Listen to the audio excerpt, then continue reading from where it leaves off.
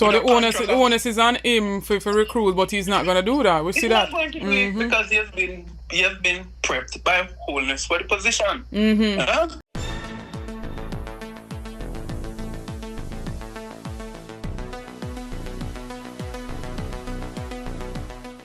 Dennis Menace. 3 reasons why Dennis the Menace should not be appointed to his position. My God. And we need to understand this guy is a problematic fellow. And let me tell you, I have nothing personal against Dennis. I met Dennis Chung in 2014 when he was appointed to the Solid Waste Board. By Portia Simpson Miller then. You know, Solid Waste had some challenges and they brought him in to fix up Solid Waste. And let me tell you something. The man literally come in there and mash up Solid Waste. With his political agenda, because he was sent there to make sure Jennifer Edwards was removed. I remember him even get Steve actually to leave the board. That's how we came get that board appointment, you know. Because he come in and so much corruption in a Solid Waste. When the Auditor General had completed the report, nothing of that nature. The issues that so we and when I say here a report on what is happening at Solid Waste. All right. After 9 years. After 9 years. So Dennis the Menace, he was on the JUTC board, appointed by my good friend, labor rights in Mike Henry. And when Mike appointed him to the board, by 2009, they had to fire him. Who's going to fire him? Because the board he was presiding over was involved in corruption. My God. The corruption. Same track record no good. And him incompetent on top of it. Mighty God. Now, the caller before this caller, the gentleman who spoke, right? Your very first caller, he said something which is right. And I think I shared it with Andre Stevens on Friday night. When I said, Dennis, in no Caribbean country, and I can give you about 5 of them, Antigua, Grenada, Dominica, St. Lucia, St. Kitts Nevis, right? Those countries do what is called citizenship by investment. So you pay a portion to the government, you acquire citizenship, which gives you visa-free access to all of Europe. To over 100 odd countries. No visa. Those governments have what is called FIU, Financial Investigative Unit, same as our FIT. They report what is called CFATF, Caribbean Financial Action Task Force. Now, this, by virtue of being the head of FID, would have to intermingle with both the Caribbean Financial Action Task Force and the International Financial Action Task Force. We have seen in instances where FIU heads have been appointed and the CFATF says, no, we're not accepting this appointment. Because they not invite them. So I am warning Andrew Holness that appointing Dennis Chung, who has no investigative skills, lower the bar for to make the man come in because you're a personal friend. What it is going, and people have to understand what Dennis Chung's role is, you know. Dennis's role is he determines what is clean or dirty money. Put it straight up that way. I want people to understand. So I like that plain. So if him say no money laundering was involved with the Prime Minister, it means that it is law. Because that is what they're going to take to the court. And the court has to respect the investigations of the FID. Because the FID is virtually a part of the justice system now. So people have to understand that Dennis being appointed to this position is going to create not just an issue for Andrew Holness, but it's going to create an issue for the country. That's one. Two, the final point on this one is I ask the question, if I'm a decent individual, for example, I would never ask any minister who is going to be under the People's National Party to put me into sensitive posts. You've heard my comments that I'm a bold supporter of the People's National Party. Exactly. If you appoint me to a political post, that's different, which says 5 years a change. A certain post in government. That's different because that's a political appointment. Dennis, I want people to understand, Dennis Chung's appointment is not a political appointment. It requires the support of both sides of the house. So it means that if the opposition, and you know what, I think it's time for us to stop chat, and it's time for us to hit the road. If there's anything that requires us hitting the road, it's disappointment. Because what Dennis is going to do now, he's going to mask all of the man don't tell already, me not say nothing wrong with the Andrew though. Nothing. So if you are going go, if you go and go there, you know, say nothing wrong. Is he going to recuse himself from anything surrounding investigations around the Prime Minister? I doubt that. And if he does, why go into a position that is already conflicting? Yeah? So don't put yourself in the position where you have to step out and meet and say, well, no, you guys deal with that because I'm conflicted. Then he's also close friends with Christoph Dunn. So if nothing come up from Pantoff Dunn, will he investigate it? My God. So we cannot operate this way. And Dennis Chung don't have no moral fiber, so they don't call upon him to resign. He's not going to resign. You see the card that them pull, for how people threaten him, there is nobody in Jamaica is going to threaten him. Nobody not threaten him, yeah. I don't believe that. Yeah, nobody is going to do it. Because Dennis Chung, regardless of politics, regardless of his views, he has always had support from both sides. Yeah? Because he has served on both sides. Yeah? So nobody going to hurt Dennis. But the problem with Dennis Chung is shame and kill him, and him don't know how to bow out of the position. Yeah? But threat.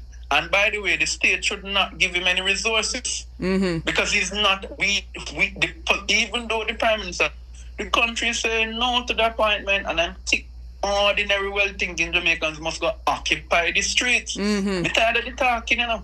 Yeah, man, we have talked too long. This is the one. This is the mother of all arguments. You remember when the Gen Sec talked about Portmore? Yeah. This one worse than Portmore. Because you could go back and change the parish status of Portmore. You can't go back and change his appointment. My God. You can't change it. You think the government could just fire Dennis Chung just so? It's a permanent post he's been appointed to. See there? So the onus is on him for recruit, but he's not going to do that. We see that. He's not going to do it because he has been prepped by Holness for the position. He's been prepped. If you listen, his state wide.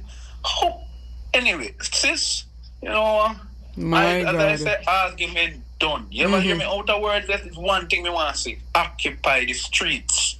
And if they're not remove him by Monday, you occupy Tuesday. And if they don't remove him, it shouldn't be a 9-day thing.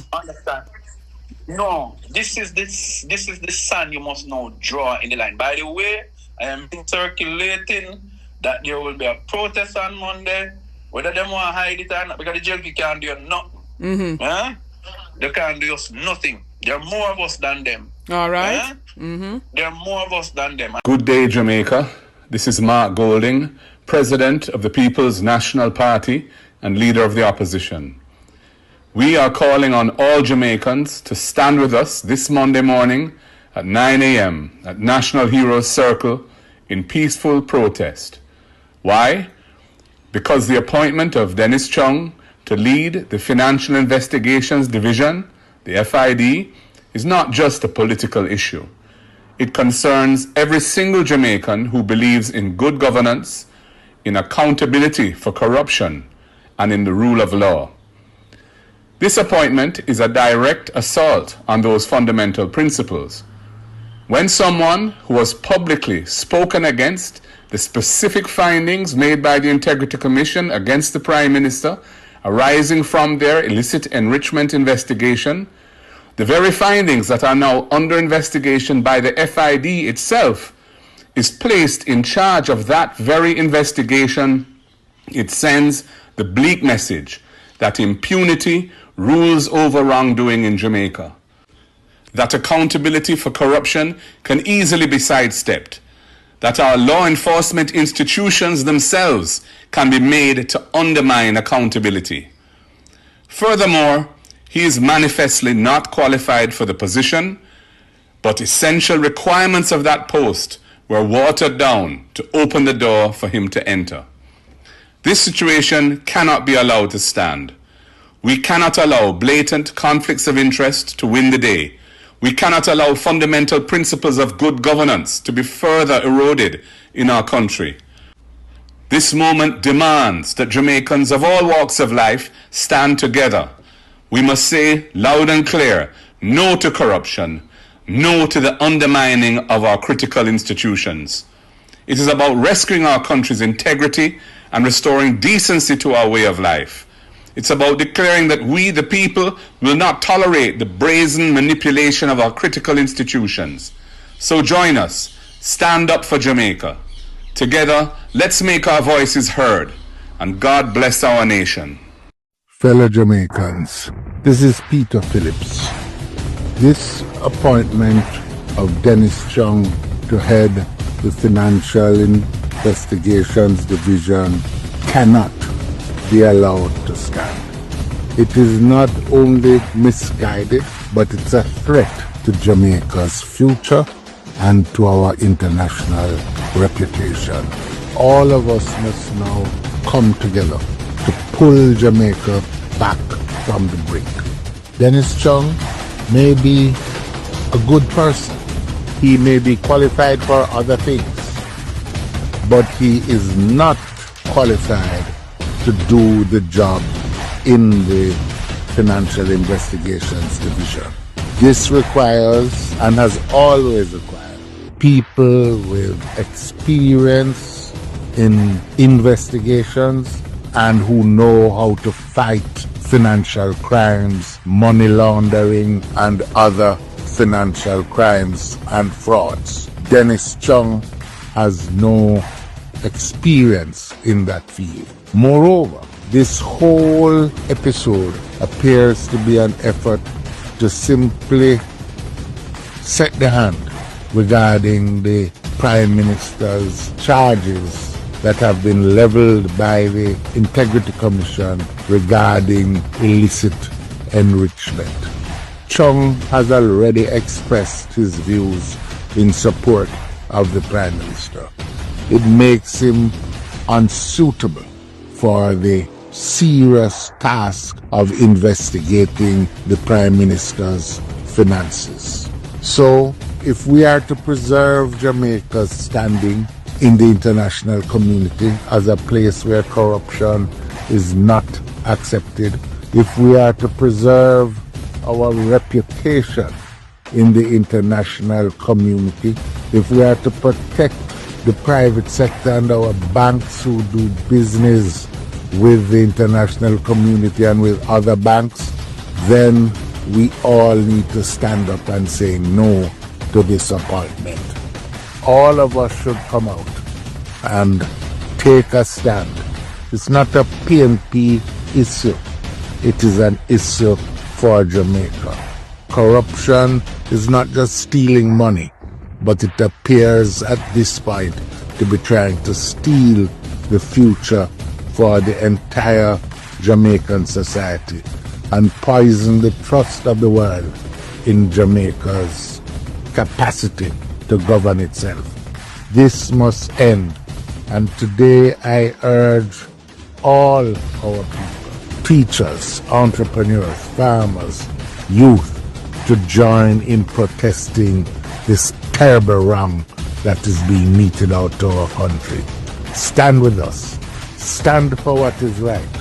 Together we will and must rescue our nation's promise and restore its future. This is Jamaica's call to action.